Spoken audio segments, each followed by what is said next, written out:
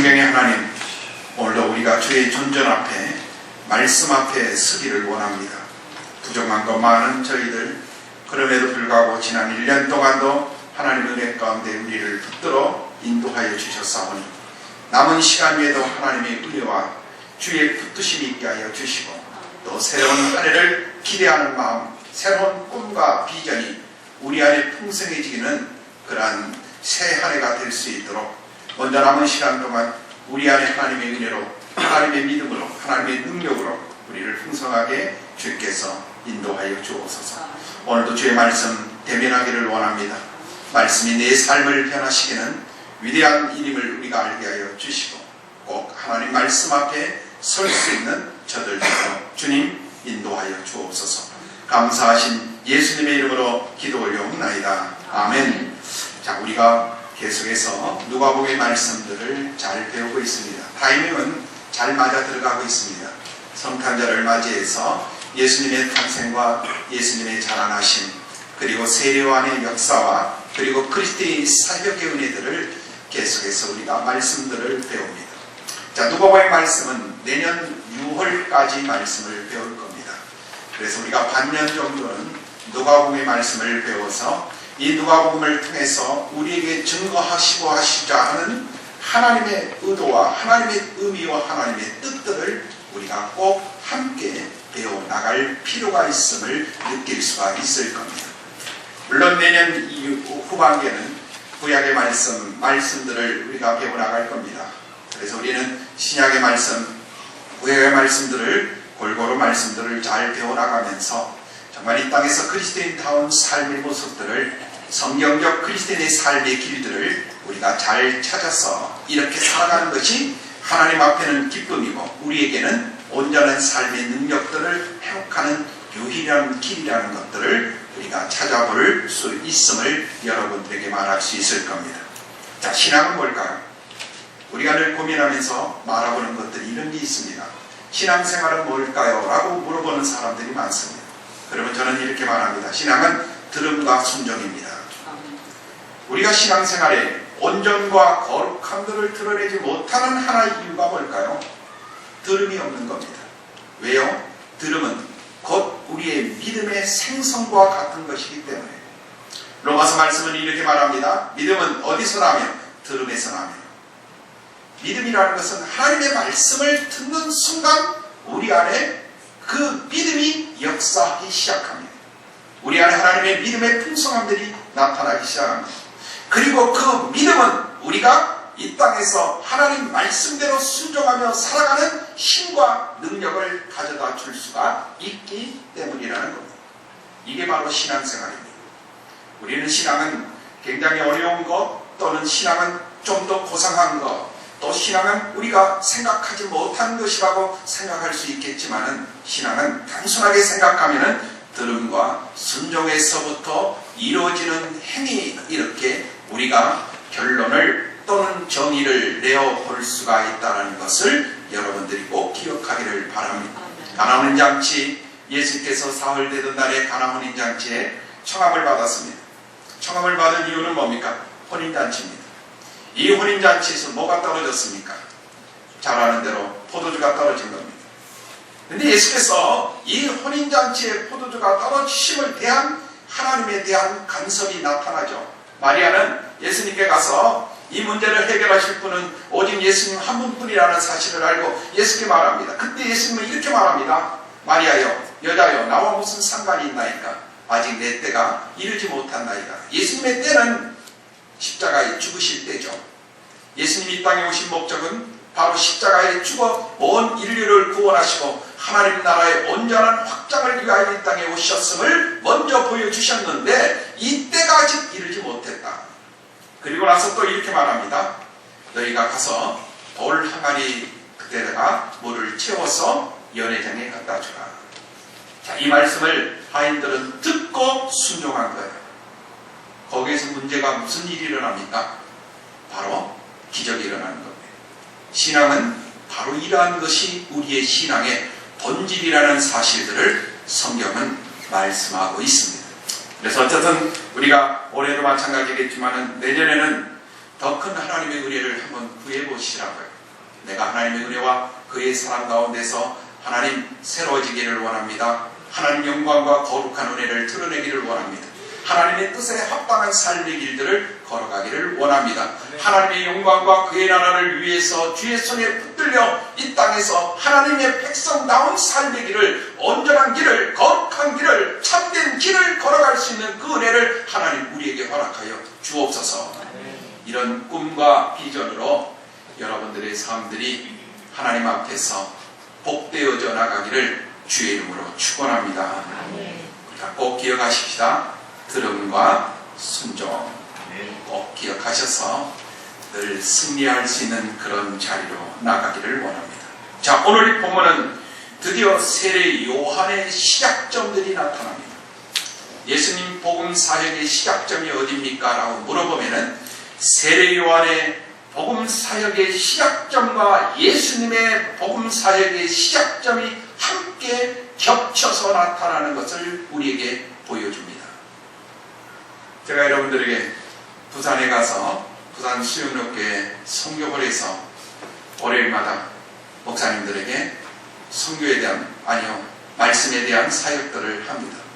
목사님들이 늘 기억하는 것이, 목사님 사역 속에 나타난 하나님의 은혜와 그의 사랑의 풍성함들을 우리가 먼저 누릴 수 있는 그 은혜를 먼저 주십시오.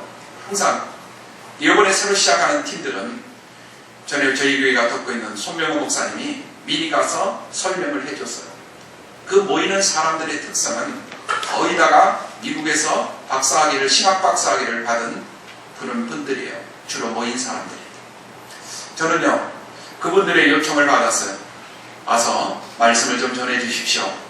와서 사역을 좀 해주십시오.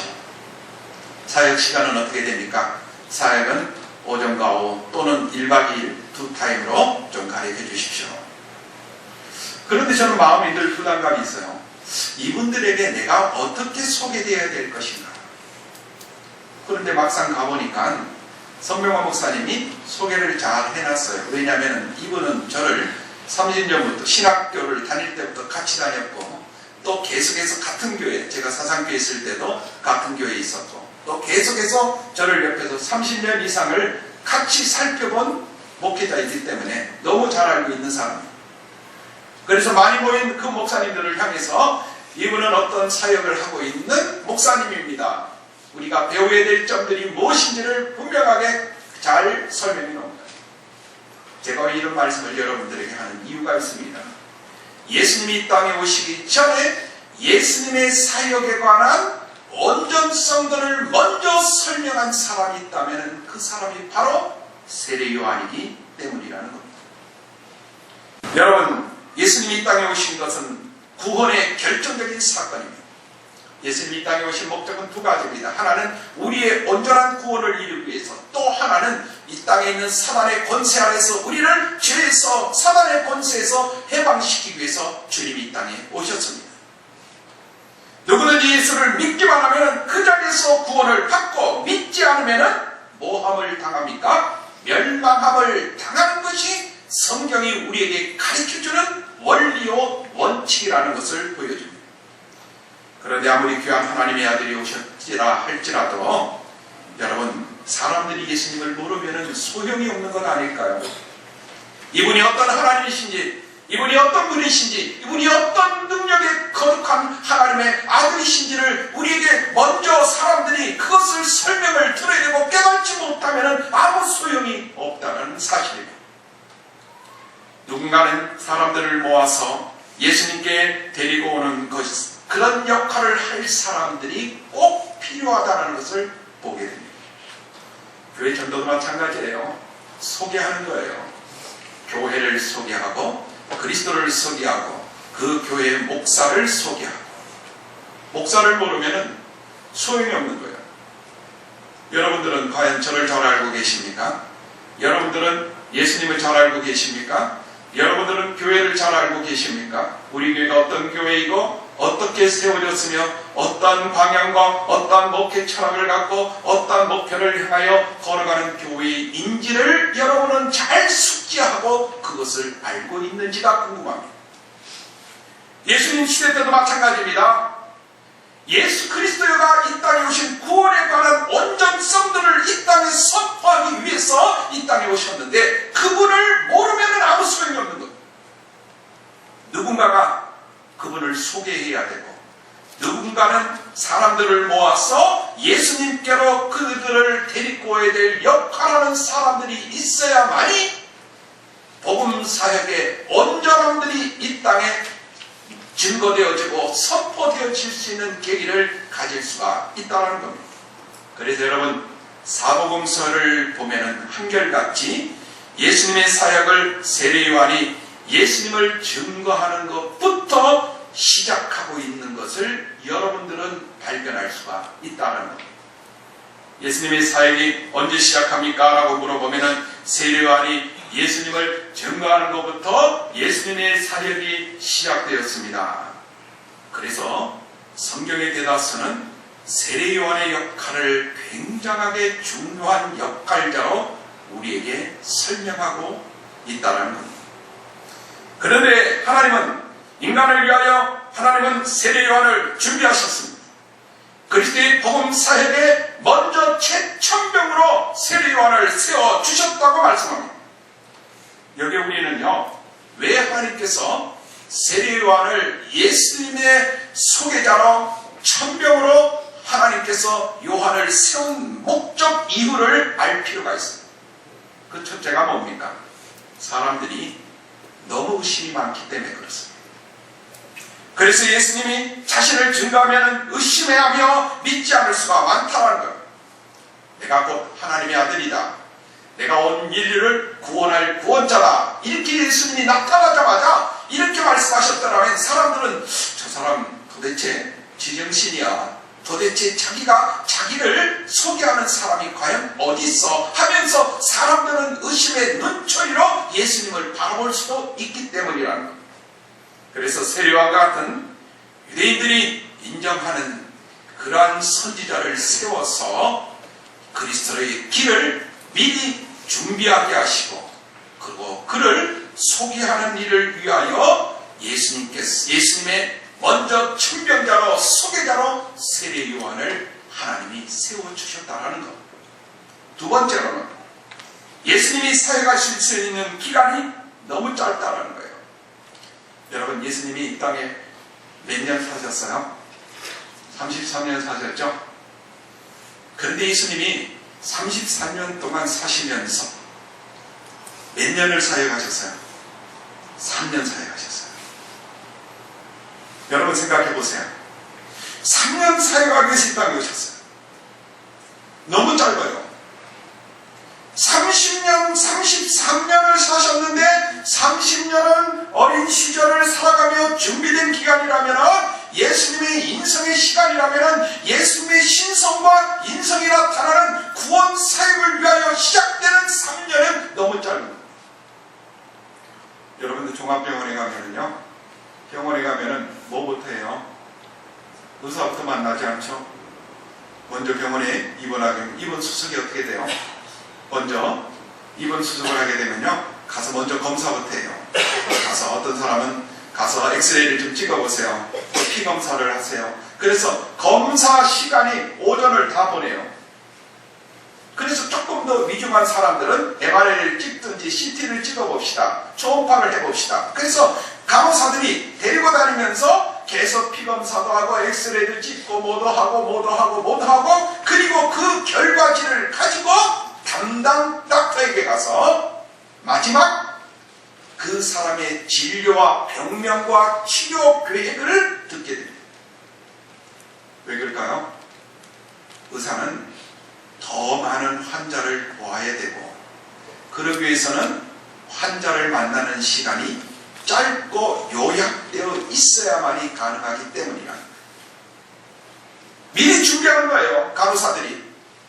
마찬가지예요. 예수님의 사역도 마찬가지입니다. 주어진 시간은 3년입니다. 3년 안에 구속의 사역을 완성하시려면 누군가가 와서 예수님을 위하여 준비되어야 될 것이 필요하다는 거예요.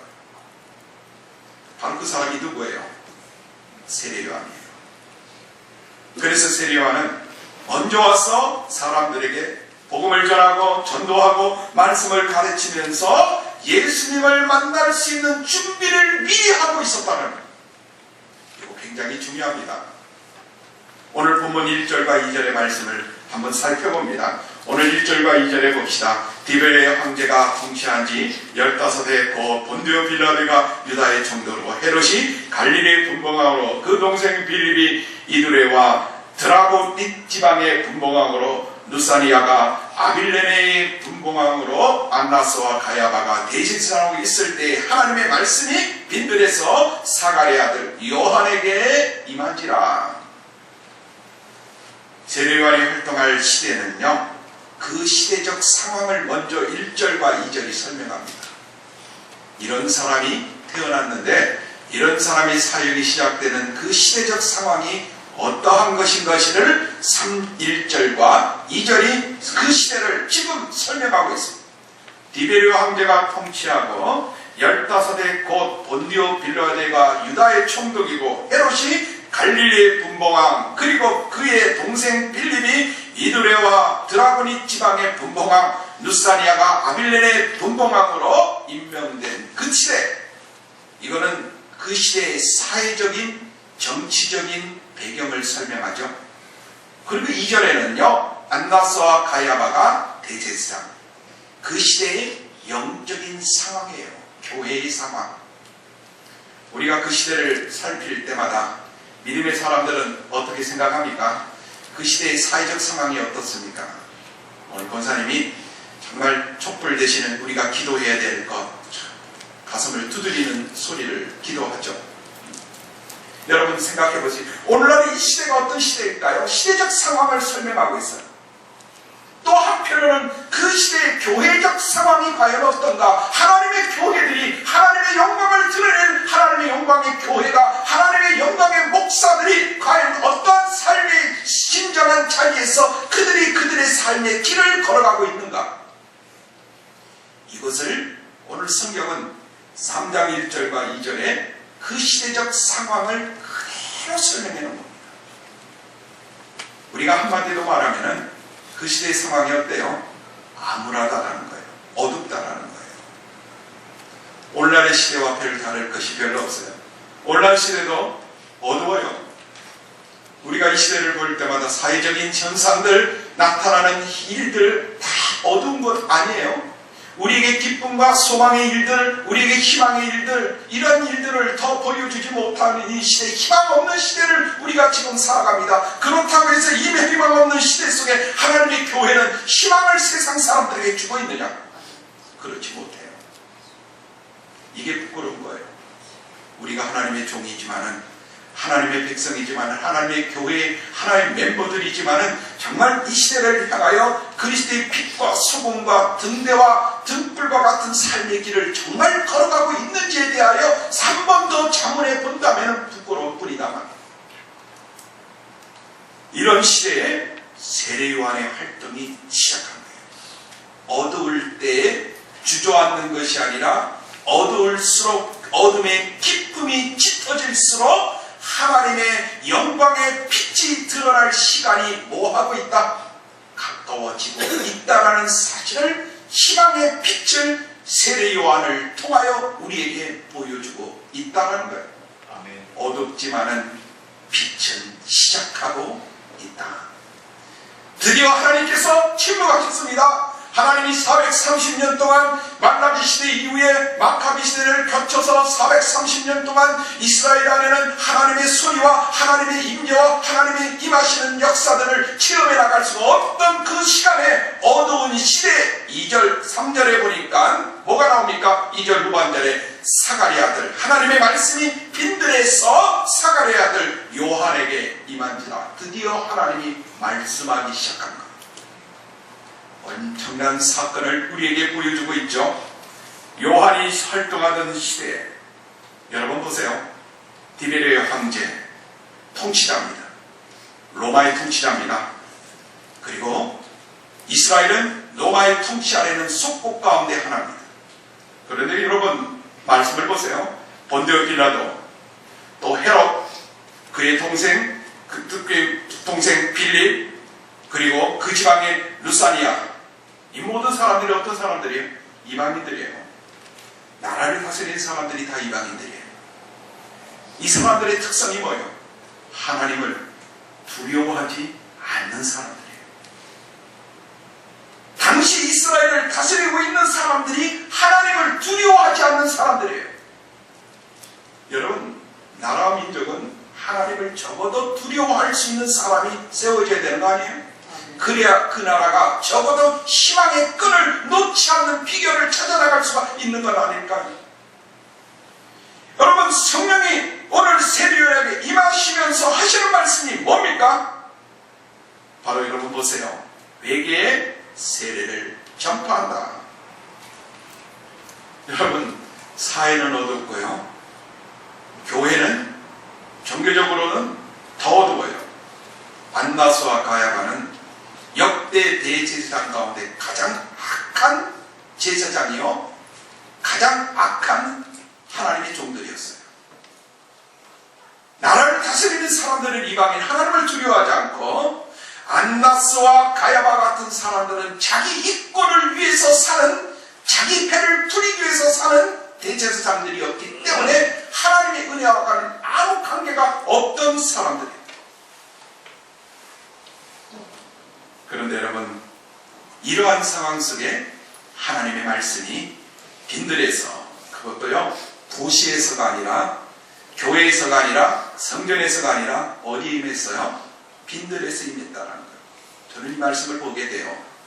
왜 하나님의 말씀이 예루살렘 성전에 임한 것이 아니고 왜 빈들에 임하게 되었을까? 또 하나는 사가랴의 아들 요한에게 임하게 된 이유가 도대체 어디 있습니까?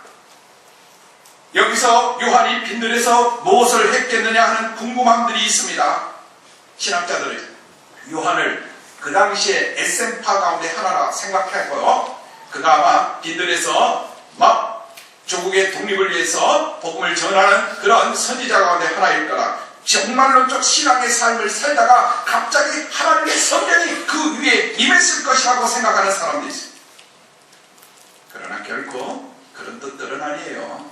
요한에게 에센파와 같이 분리적 독립을, 또 분리적 성결주의를, 분리적 신앙을, 분리적 종교를 꽉 추구하는 사람들에게 갑자기 하나님의 성령이 그들에게 임한 것이 아닙니다. 요한은 하나님의 예비자요, 준비자로서 그리스도의 길을 평탄케 하고 그것을 덮어주기 위해서, 준비하기 위해서 하나님이 예비하신 사람이라는 사실을 우리에게 먼저 보여주고 있다는 사실입니다.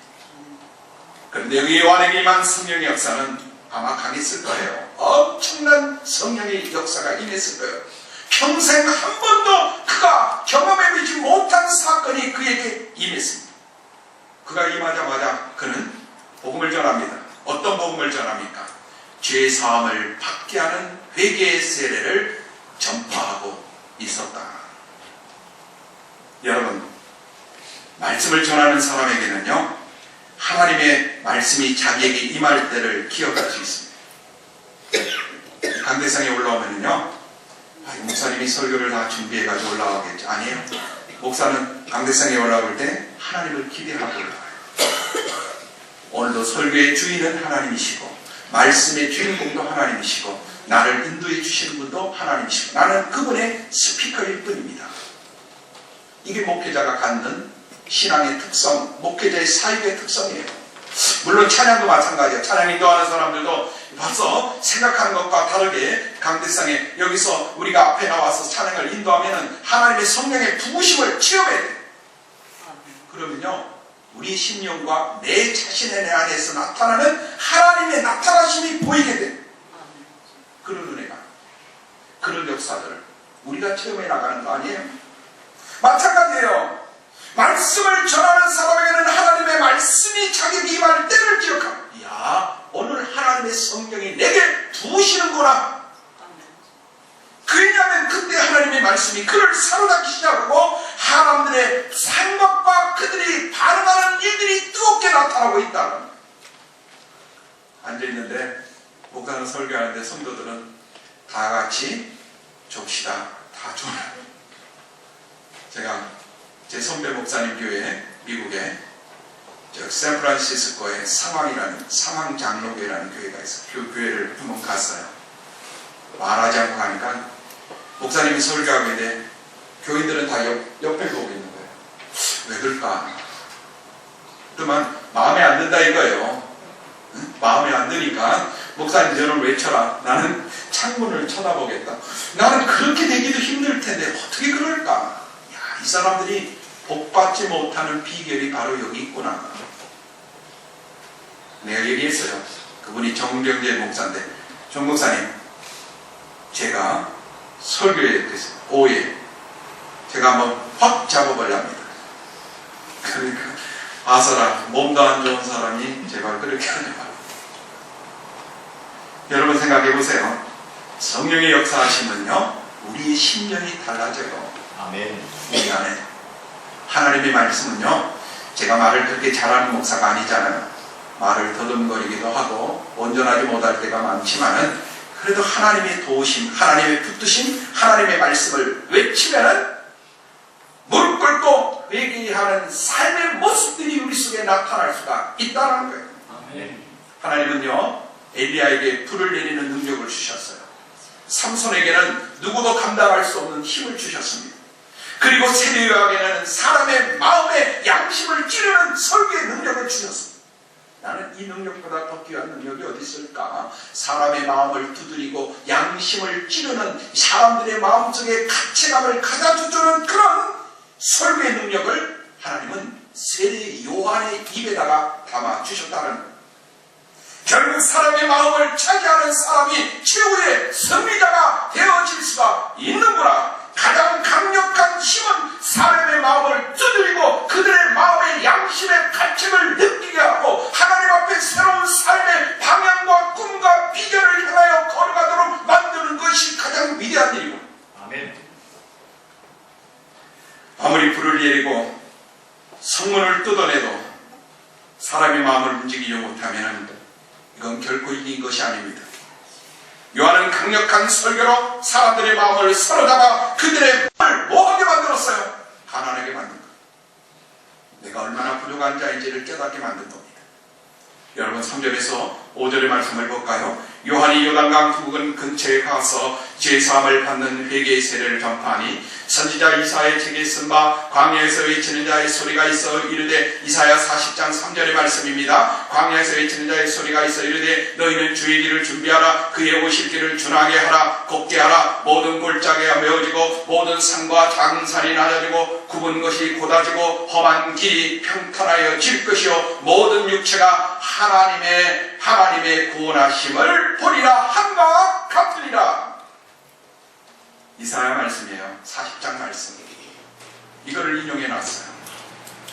요한이 광야에서 외치는 말씀. 그런데요, 광야에서 아무리 외친다 할지라도 사람이 없으면 안 되잖아요. 생각해 보셨어요? 여러분, 이스라엘 사람들에게 빈들이라는 것은 사람이 없는 곳, 사람이 살지 못하는 곳이에요. 마치 그 당시 사회적으로는, 문화적으로는, 국가적으로는, 종교적으로 타락되고 희망이 없는 시대였기 때문에 하나님은 차라리 빈들에 가서 외쳐라.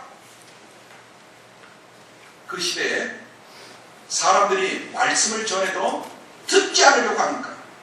여러분, 복음을 전해도 사람들이 듣지 않으면 안 돼요. 사람들은요, 자기의 귀에 좋은 것만 들으려고 해요.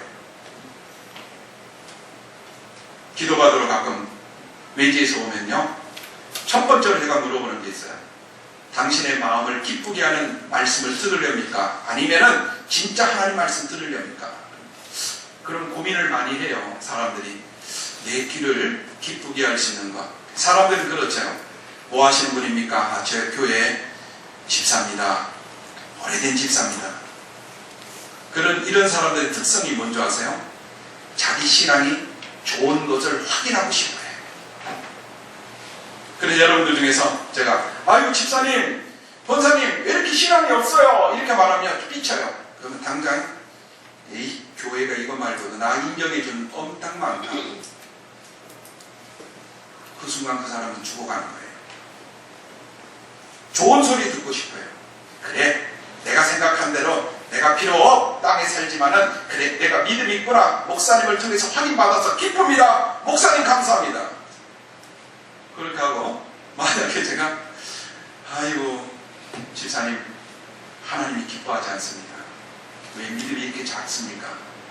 이러면요 표정이 벌써 달라져요. 인상을 쓰기 시작해요. 가운데로. 그러고 갈 때는요 고맙다라는 조차 말도 안 하고 죽으라고 도망가요. 우리가요 성경은 늘 우리에게 말씀하죠. 내가 사람을 기쁘게 하랴 하나님을 기쁘게 하랴. 내가 사람을 기쁘게 하는 사람이라면은 나는 결코 하나님의 종이 아니니라. 바울도 이렇게 고백하는 거예요. 우리는 우리의 본질을 알아야 돼요. 우리가 전부 영적인 환자라는 것을 깨달아야 돼요. 교회에 나올 때 우리는 내가 내 심령 속에 나타나는 문제가 뭔지를 확인하는 자리가 교회예요. 여러분들이 병원에 갈 때 내가 완전한 자라는 것을 증명받기 위해서 병원에 가는 사람은 아무도 없을 거예요. 내가 혹시 내 몸에 혹시 뭔가 문제가 있는지를 살펴가기 위해서 병원에 또는 우리가 정기검진이라든지 종합검진을 받는 이유가 여기 있는 거 아닐까요? 교회도 마찬가지예요. 내 안에 하나님 안과 나 사이에 가려져 있는 것이 무엇인가? 하나님 앞에 내가 살아가는 삶의 문들이 닫힌 이유가 뭔가? 내 앞에 막혀있는 담들이 과연 무엇인지를 쳐다보고 그것을 바라보고 그것을 원해서 주님 앞에 나가는 거 아닐까요? 여러분 생각해 보십시다. 요한은요 복음의 말씀을 광야에서 빈들에서 외칩니다. 광야에 외치는 소리가 뭡니까? 광야에 외치는 소리는 어디까지나 소리에 불과하고 실제는 아닙니다. 다시 말해서 세례요한은 어디까지나 자신은 자신의 소리로 남기로 결정을 하고 모든 영광은 장차 오실 그리스도께로 돌리기 위해 자기가 영광을 받거나 주인공이 되려고 하지 않았다는, 그는요 내 뒤에 오실 이의 길을 평탄케 하고 예비케 하는 일을 위해서 내가 이 땅에 존재하는 이유가 여기 있습니다. 여러분 요한의 사역은 주님의 사역을 향한 그 길을 닦는 역할을 하는 거예요. 굉장히 중요한 역할이에요. 그리고 요한은 죄인들이 하나님을 만나는 많은 장애를 극복하도록 만들어주는 일을 위해서 하였다는 거예요. 여러분 사람들 마음속에는요 이것이 있어요. 5절 말씀이에요. 골짜기가 있고 작은 산 높은 산이 있고 굽은 산이 있고 험한 길이 있는 것이 이게 사람들의 마음이에요. 5절 말씀이 우리들 마음이에요. 예수님 당시에 그 시대에 살아가고 있는 사람들의 마음속이 바로 이런 것이 있어요. 여러분 생각해 보십시오. 예를 들어서 한번 말해볼까요? 우리가 말씀을 들을 때 좀 강하게 말씀을 하면은요 사람들이 상처받는 사람들이 있어요. 이거 나 들으라고 하는 소리구나. 이런 사람들은요 항상 뭔가 피해의식을 갖고 사는 사람들이에요. 그래서 말씀을 들을 때마다 괴로워합니다. 화가 납니다. 민감해집니다. 세례 요한이 하는 말씀의 특성이 뭐예요? 우리의 굽은 길, 우리의 골짜기, 작은 산, 높은 산들이 낮아지고 굽은 길은 곧아지고 험한 길은 평탄케 하는 것이요. 무슨 뜻일까요? 예수님을 만나려면요 준비가 돼야 된다는 거예요. 마음의 준비. 준비는 뭐예요? 가난한 마음이에요. 그래서 예수님이 이 땅에 오셔서 마태복음 5장에 우리에게 첫 번째로 말씀하신 산상수훈, 거룩한 말씀 5장, 6장, 7장을 산상수훈을 말하고 있는데 거기에 첫 번째 말씀이 뭐예요? 심령의 가난함이에요. 이것이 우리 신앙의 은혜 받는, 복을 받는 첫 번째 시발점이에요. 우리가 하나님 앞에 어떻게 복을 받습니까? 라고 물어보면은 가난해져야 돼요. 교회 나와서 나는 제법 괜찮은 사람이다. 나는 제법 믿음 있는 사람이다. 나는 제법 온전한 사람이다. 이런 생각 가지면요 그 사람은 벌써 하나님과 아무 관계가 없는 사람이에요. 목사도 감대성에 올라오기까지 두려워요. 떨어요. 화장실을 몇 번 왔다 갔다 해요. 진정제도 먹어야 되고. 우리 목사님은 굉장히 감대하고 좀 그런 사람이겠다 이런 생각하겠죠? 그렇지 안 그래요. 엄청 소심해요. 뒤끝 장렬 소심해요. 그래서 저는요, 늘 여러분들이 말하는 우황청심원을 달고 먹어요. 또 구신이라는 일본 약이 있어요. 심장이 떨릴까봐요. 제가 처음으로 전라도에 있는 담양업계 전도사로 임명을 받아가지고요. 그 당시에 제가 전라도에서 처음 신학교, 그때 호남신학교 처음 다녔을 때, 그때 언제 제가 21살 때니까 여러분 생각해 보십시오. 나이가 얼마나 어렵겠어요. 지금부터 40몇 년 전이니까 생각해 보세요. 목사님이 새벽 기도를 설교하라는 거예요. 준비를 엄청 했어요. 기도도 엄청 많이 했어요. 금식도 했어요. 설교 한 편 하기 위해서, 새벽 기도 한 번 하기 위해서. 강대상에 딱 올라가자마자 기절해 버렸어요.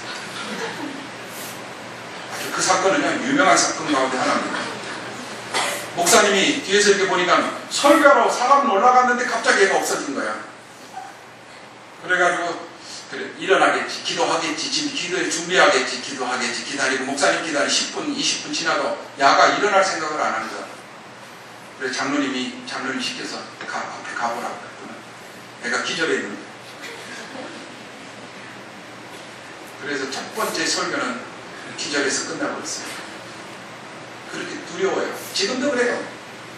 생각이 늘 항상 제가 세상에 대해서는 담대해요.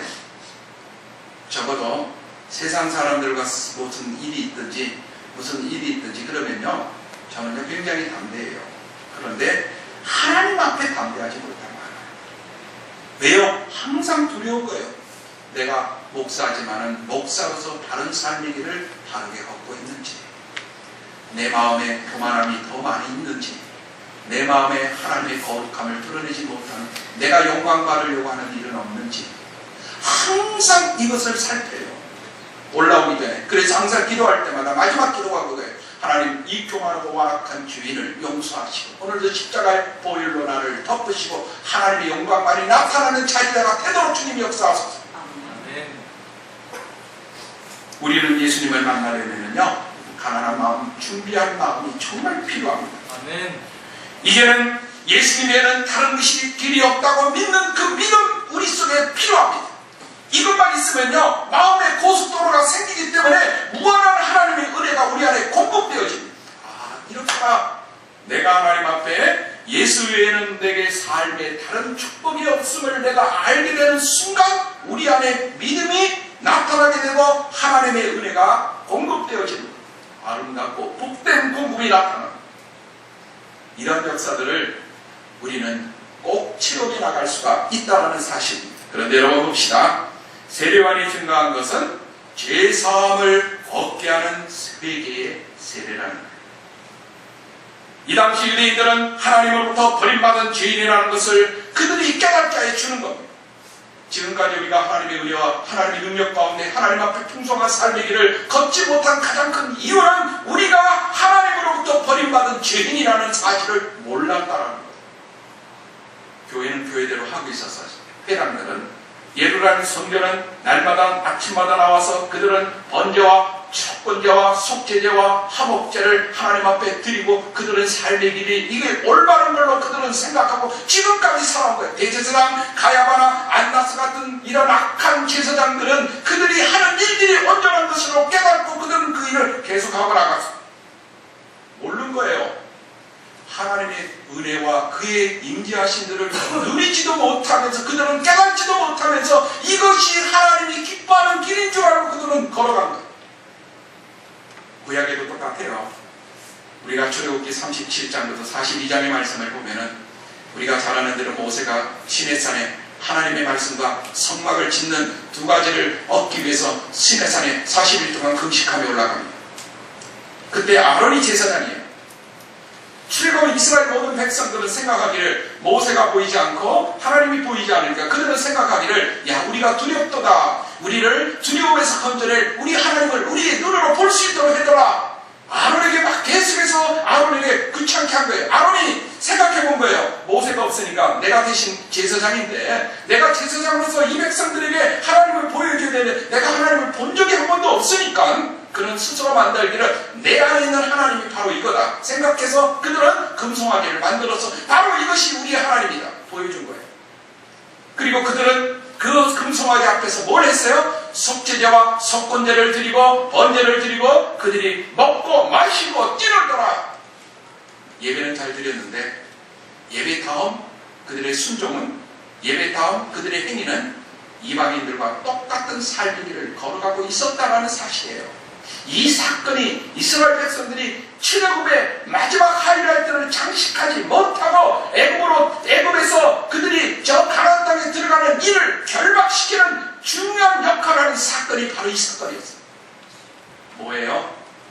우리에게 가르쳐주려 하는 뜻이 뭐예요? 우리가 예배를 잘 드리고 돌아서서 세상에서 순종하는 삶을 살지 못하고 내 뜻대로 내 마음대로 세상 사람들처럼 살아가고 있다. 어제도 목사님이 전화가 왔어요.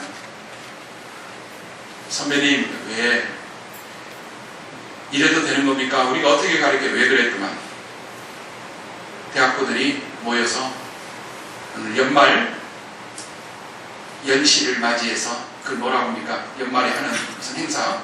송년회. 아, 송년회. 망년회. 송년회를 하는데 야들이 미리 지키긴 했는데요. 그래서 목사님이 늦게 찾아갔더만 전도사들하고 앉아가지고 맥주를 한 잔씩 다 위하여 하고 있더래요. 자기가 들어갔다가 부끄러워가지고 도로 이렇게 나왔대요. 어떻게 가르쳐야 됩니까? 지옥 갈 놈들이라 가르쳐야지. 뭐라고 가르쳐? 그 말이나 되네. 그걸 말이야 된장이야. 된장과 메주를 구별하지 못하는 사람이 있어. 그거 아니잖아요. 우리가 그게 정말 하나님 앞에 바른 거 아니잖아요. 어떤 사람이 그래요? 술 먹으면 지옥 갑니까? 천국 갑니까? 술 먹는 거는 지옥 간가 천국 가는가 이거는 구별하기가 어렵지만은 분명하게 말한 것은 신앙생활하면서 술 먹고 천국 간 사람 나는 아직까지 보지는 못했다. 왜요? 성경이 분명히 말하죠. 너희가 술 취하지 말지. 취하지만 하면 저는 아무리 봐도 안 취합니다. 저희 집안에요. 저희 어머니 동생이 우리 어머니 우리 큰 삼촌이 외삼촌 큰 삼촌이 장로님이에요. 평촌에서 유명한 장로님이에요. 이 장로님인데 이 장로님 아들 둘째가 아주 유명한 친구 안에서 우리 사촌 동생인데 야는 술을 먹으면 먹어도 안 취해요. 유명한 해주 씨들 집안에서 우리 어머니가 오신데 해주 씨인데 오시 집안에서 그렇게 술 잘 먹는 애는 없어요. 그러니까 야는요 소주 한 병을 먹고 들어와도 눈 하나 깜짝 안 하고 가만히 있어도 집안 식구들이 아무도 모른대. 한 번은 저를 만나 저는요 코가요 이상하게 개코예요. 귀도 잘 안 들리는데 이상하게 내 소리만 하면 잘 들어요. 이놈 귀는 내가 듣고 싶은 거는 다 들어줘. 내가 보고 싶은 건 다 보고 내가 맡고 싶은 건 다 맡아줘. 희한하네. 그 집에서 한 번은 아이고 목사님 우리 식구들 위해서 기도 한번 해주소. 예 알았으면 삼촌 가서 기도하는데 술 끊어라. 너의 앞길을 하나님이 예비해 놓으셨다. 술 끊어라. 술 끊으면 앞길이 평탄해질 것이다. 막힘이 없는 삶의 길을 걸어갈 것이다. 깜짝 놀란 거예요. 아이고 조카님 조카 목사님 우리 삼촌이 절대 내는 술 먹는 애가 아닙니다. 그랬구나. 그러나 하나님은 보시고 있습니다. 야의 앞길이 막힌 이유가 이것 때문에 막힌 겁니다. 안 되는 이유가 있습니다. 얘가 거기서 회개한 거예요. 지금은요 시카고에 살아요. 시카고에서 컴퓨터 프로그래머로 사는데요 엄청난 돈을 벌어요. 하나님 앞에 결심을 딱 하는 순간 그의 길이 활짝 열어집니다. 우리가 이게 얼마나 중요한지 몰라요. 그가 혹시 그런 일이 있겠어? 천만의 말씀 만만의 통떡입니다. 그만한 예는 수도 없이 우리 주변에 얼마든지 예를 드러낼 수 있습니다.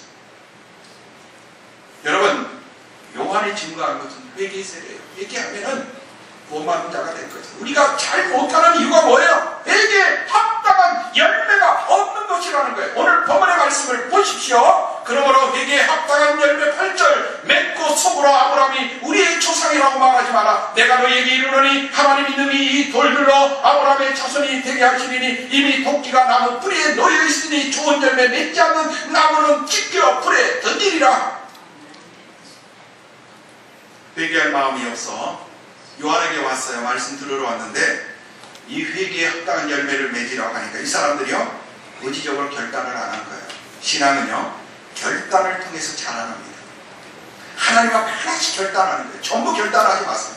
힘들어서 안 돼요. 우리가 전체적으로 하나님께 다 맡길 수 없어요. 왜냐하면 우리는 항상 육체의 연약함을 갖고 있는 것을 먼저 인정해야 합니다. 그러니까 하나씩 결단하겠습니다. 첫째로 내 안에 있는 죄악들을 내 안에 하나님 앞에 온전함을 드리지 못하는 것을 하나씩 결단하면요, 거기에 대하여 하나님은 우리에게 길을 열어주시고 그 복된 길을 우리에게 펼쳐줍니다. 그렇지 못하면요, 9절 뭐라고 나왔어요?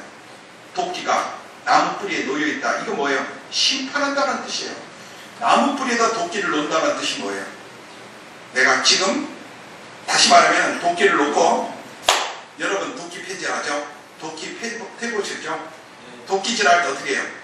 나무 옆에다 딱 놔두고 뭐 해요? 손에다 침을 뱉어요. 미끄러지지 말라고. 그렇죠? 그래서 다시 잡고 한 방에. 지금 그 상태예요. 도끼질하는 상태. 지금 나무를 패는 자가 나무를 베기 위해서 왔습니다. 지금 도끼가 나무 뿌리 옆에 기대어 놓았습니다. 손에 침을 뱉든지 숨을 고르든지 지금 하는 순간 곧바로 도끼질이 시작된다. 여러분, 복음 증거는요, 긴박해요. 긴박하게 이루어집니다. 늘 기회가 있는 게 아닙니다.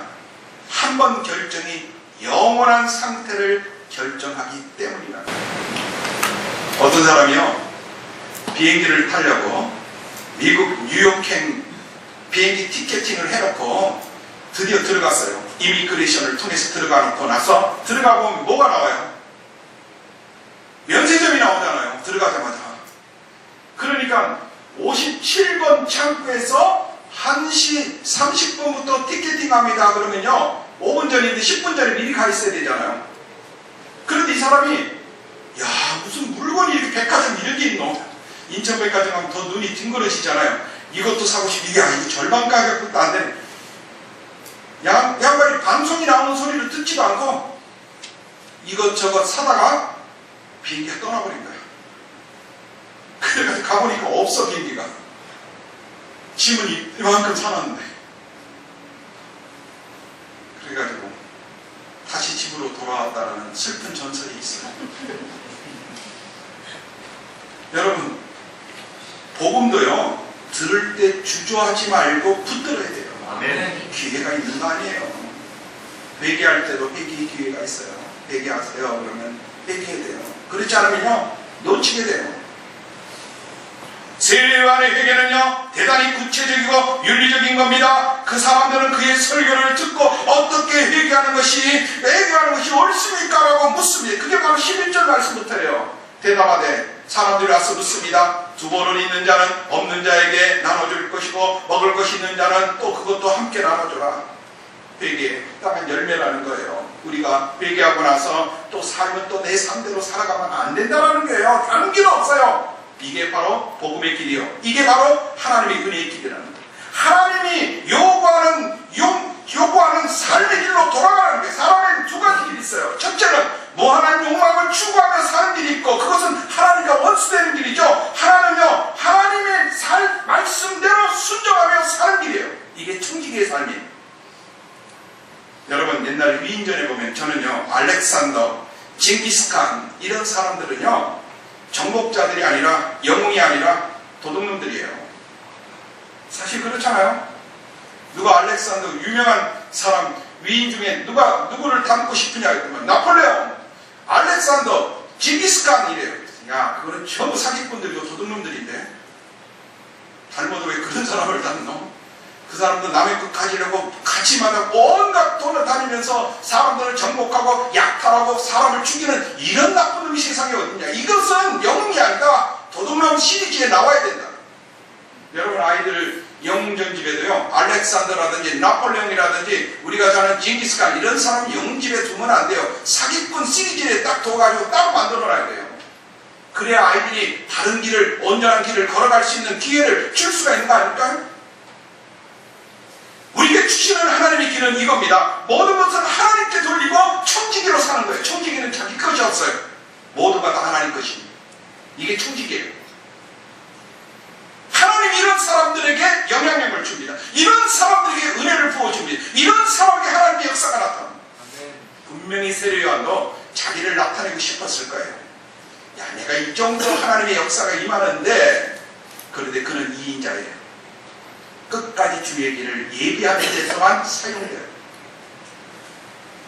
여러분, 유리적인 삶을 산다고 그 속에 생명이 있는 것이 아닙니다. 이것은 준비하는 것 같으며 영적으로 임신한 것 같습니다. 하나님의 말씀을 듣고 자기가 죄인인 것을 깨달은 사람은 이미 성령이 역사하신 사람이라는 것을 우리가 잊어서는 안 된다는 겁니다. 아, 얘기하면은 성령이 역사하는구나. 그러나 이것도 세례 요한의 수준입니다. 죄 용서의 확신을 갖고 하나님의 양자의 영으로 능력 있는 삶의 길까지 우리가 신앙이 자라나야 된다는 겁니다. 종의 자리에서 아들의 자리까지 올라갈 수 있는 신앙의 삶의 길, 하나님이 우리에게 원하시는 길, 하나님의 영광이 드러나는 길이라는 사실을 꼭 기억하고 여러분들 정직의 삶의 길 꼭 걸어갈 수 있는 저와 여러분들이 다 되기를 주의 이름으로 축원합니다. 기도합시다. 고마우신 하나님, 우리가 살아가는 길에는 여러 가지 길들이 있습니다. 예수님께서 이 땅에 오실 때에 그 길을 예비한 세례 요한의 시대는 어두운 시대였습니다. 정치적으로나 경제적으로나 또 종교적으로는 대단히 어두운 시대였지만은 그런 속에서 하나님께서는 역사합니다. 세례 요한 같은 자들을 예비시켜 주셨고 그에게 하나님의 말씀이 임하였고 그리고 하나님의 영광을 위하여 그가 걸어갈 수 있는 그 축복된 길들을 열어놓으심을 우리는 보게 됩니다. 하나님 어두운 시대, 하나님의 교회가, 하나님의 성도들이 주님의 나라를 위하여 어떠한 모습을 이 땅에 보여야 될 것인가에 대한 우리의 안에 있는 책임감들이 먼저 일어나기를 원합니다. 도우소서. 교회가 해야 될 일들 너무 많아 있기 때문에 지금 우리가 외쳐야 될 소리는 바로 회개의 세례를 땅에 구하는 것임을 알게 하여 주옵소서. 또한 하나님이 원하시는 복된 길, 영광스러운 길, 아름다운 길, 종의 영에서 양자의 영의 자리까지 오를 수 있는 천을 되도록 주님 저희들을 인도하여 주옵소서. 오늘도 하나님께 복된 영광의 삶에 온전한 예배를 드릴 줄로 믿사오니 주님 영광 받아주시고 우리에게는 한없는 감사와 기쁨만 남도록 주님 인도하여 주옵소서. 감사하신 예수님의 이름으로 기도 올려옵나이다. 아멘.